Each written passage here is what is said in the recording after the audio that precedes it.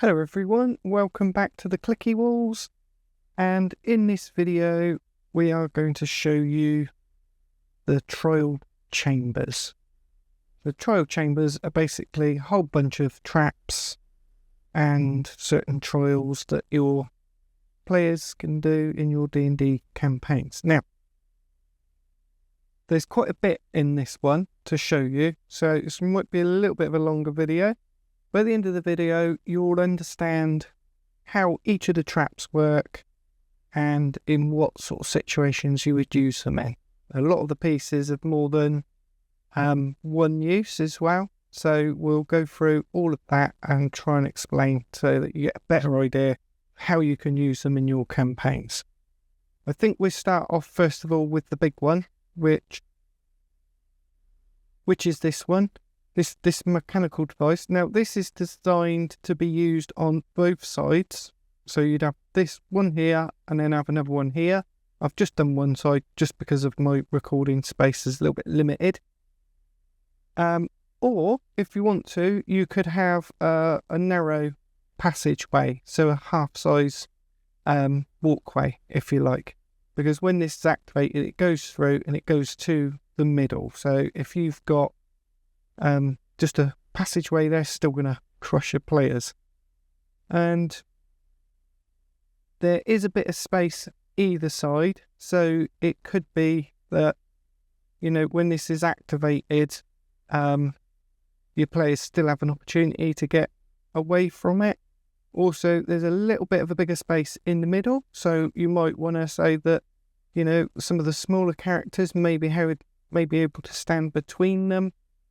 And again, they're not super sharp, so you might want to apply bludgeoning force rather than a piercing force. And I'll show you quickly how it all goes together, because although it looks very complicated, it's not that difficult. It says you can't get it out. Right, so actually take the floor out just so you can see. So it's this floor section that you print, and then you print that. That obviously just slides in with a little pin facing upwards. Before you slide that in completely, you put the big cog on, which is this one, so this just drops on. And then you just brace it, this one, and there, and then it just clicks over, and that's your working mechanism. And then it goes into this wall, which has the 12 holes. And then this then goes in. But you might want to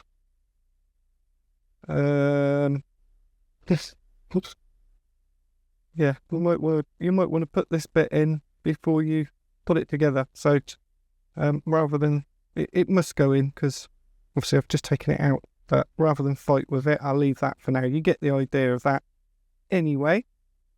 This wall can also be used as any sort of trap, so you could just put this wall in on its own and it could fire darts out of it, it could spew out acid or flames. And then we've got this one which has got the 4 holes, and this one's got 4 holes, but maybe this is gas that comes out, or lava or acid, whatever you like. So there's lots of those sorts of holes. There's this one here as well, look. So this one's got lots of little tiddly tiny holes. So that would be a good one for gas. Again, you know, if the gas is leaking out and you've just got one big hole, your players may be able to block it up, but not so much if you've got loads of little holes.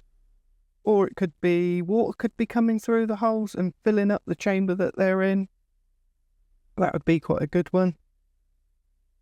And then you've got, if I just turn it around so you can see, so this is your normal insertion wall, or insert wall rather.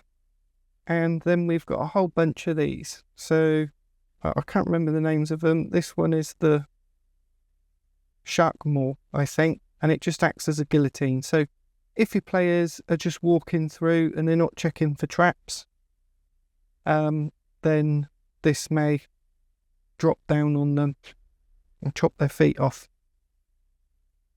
So there's that one, and we got lots of these. So this one would do less damage because this is just like wooden spikes, but it's the same principle. It can just drop down from the ceiling. Or you could just use this as something like that, where they've got to climb over it, which could be a little bit dangerous. And we got some others. So this one's very similar. This one's steel poles though. So this one would cause more damage than that one. And it can be used either overweight. And then we got this one. So this one is blocks of stone. So the idea of this one is if it falls down, it can cause bludgeoning damage, but can also pin your player down. So maybe they got to do a strength check to get out of it or something like that. So that's quite good. In the middle here, we've got a little pole, and that's designed to work with these. So these are just 3D spinning. There's a small one and a tall one. We've also got that small one with a cap and then a normal small one without a cap. And these are designed to have these blades. There's all different sorts of blades. And you could just put these on any way you want. And then that will obviously turn round. So maybe your players have got to go in and duck under and jump over or whatever as it's spinning. Depending on the way you want to use it, you could just give it a quarter turn every round or something like that. And then as your players are moving through it, they've got to do those dexterity checks or whatever it is, however you want to play it. So there's the normal size one, and you've also got the little tiny one as well. So you might just want something a little bit less lethal, and it's just got one blade on it, but maybe it's spinning a lot faster. So that's that. We've also got what have we got? Loads of stuff. So we've got the door traps. These are the door traps. I'll just show you how these go together quickly. So they go together like that. So if I get another one of those, so that just goes in, push it tight like that, and then you might have a size on it like that. And I haven't got a door, didn't print one out, forgot. But if you imagine this was a door here, this could sit on top of the door. So if they do a check for traps, let's go, there we go. If they do a check for traps, you might then pop that on and say, yeah, you can see that there's a large hanging from the ceiling. I don't know how they'd miss that, to be honest. It's huge. But yeah, if they don't, then obviously, if they don't check for traps and they just open the door, you could then just pop that on and just say, you know, it swings down and chops their hand off or something. I put that on the wrong way because it was overlapping, so it goes like that. So then it would swing down across the doorway like so. I don't know if you can see that. Turn it round. So it just would sit there on the doorway and then obviously then just swing down like that. Right. So, but obviously these are all interchangeable, so it doesn't have to be the size. It could just be a small one. Like that. One of those little bitty ones. Okay. And then we got like the spikes there. So they're the big spikes, and they could just be, so you might be coming across at this level and they've got a little bridge or something like that to get across. And if they fall in, obviously that's going to be a little bit painful. So let's just take these out of the way for a minute.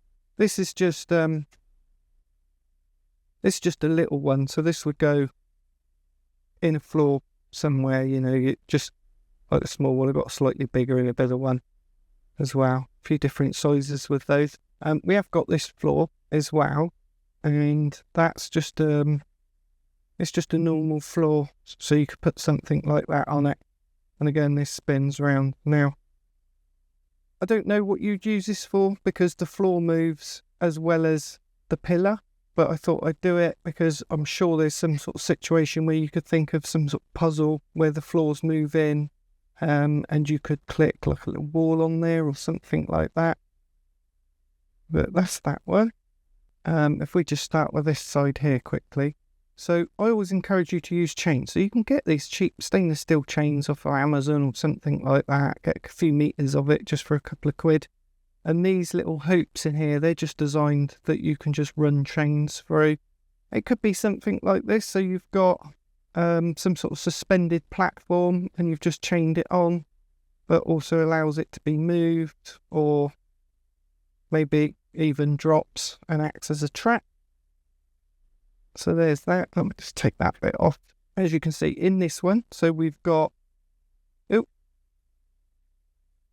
this floor has got the 2 pins in it and then a little one in the middle. And then it's designed for these, or you can have the ones without the caps on. And then you put a little cog in the middle there. And then as that goes in, that can then, my hand's in the way. It just spins around. Again, it's another trap. It just a bit more deadlier than the other one because the blades are spinning at the same time, so that could be quite lethal. And then this one, I'll just show you these ones first. So this is a cracked floor here. So this could be, if the players walk on it, maybe it collapses and then they fall down into a pit below. Or we've got these sections and these can just sit on the outside like that. And if they get trapped in this room, these would work as walls that are closing in and then either push the player down a hole or completely squash them. Quite like that one. And then if we just take that off, we go into this one. Again, so this is the same as this, but it's just part of it, that side. And we've got the other side as well. So you could have, instead of just having that size hole, you could put this one over here, for example, and then you could have the other one over there. So you've got a bigger sort of area that they can fall down or need to try and get across. And this is a floor flocker. So this is really good. Like this is a pit. You might fill it with crap or rubbish or whatever. Maybe pour some resin in or make it into a swamp or whatever, poison. That'd be a good fun one to print up. And then this wall, these 2 walls are the same. These are designed so that a floor can sit halfway across like that. So you've got a smaller pit. And this is where these walls come in as well. So these walls are the same as these walls, where the sliding wall comes in, the crushing wall. But you can use it because it's at the same height, halfway up. So you can use it if you've got an elevated section like that. And then these elevated sections, you've got room underneath to have your traps, basically, for your players to fall in and get hurt. This one is another mechanical one. So if you press both sides down like this, the floor falls down onto spikes. Again, that's one of my favourites. It's just got a simple little mechanism. That's another one. That's the guillotine one that just comes down and chops people in half. So you'd lift it up to reset it.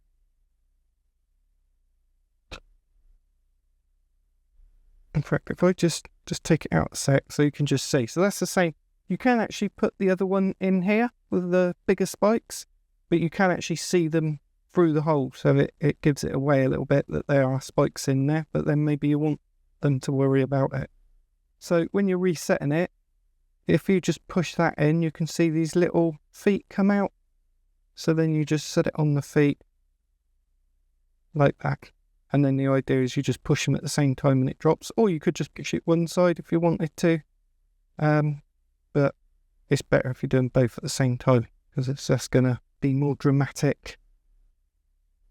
But there you go. That's the basic setup of all the traps. As I say, it's quite versatile because you can interchange a lot of the pieces like this, because these are the smaller spinning ones that go in here.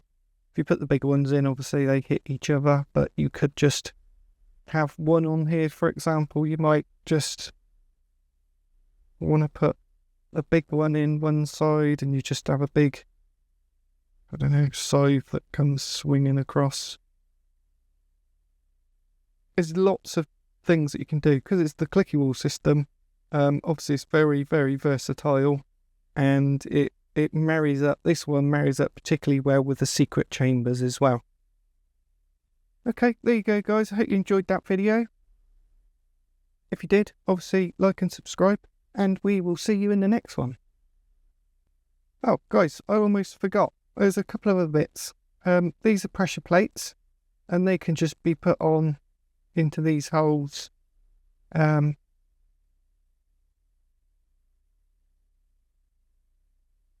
Don't know, maybe they could just be used like a Squid Games type thing, or maybe they got to be stepped on in a certain order. But yeah, just a little extra. And this as well. So this is the swinging log. Again, this has been designed just with a couple of loops, and then you'd super glue some chains on, and then maybe it'll just like swing down or swing this way. Use your imagination. Yeah. Bye bye again.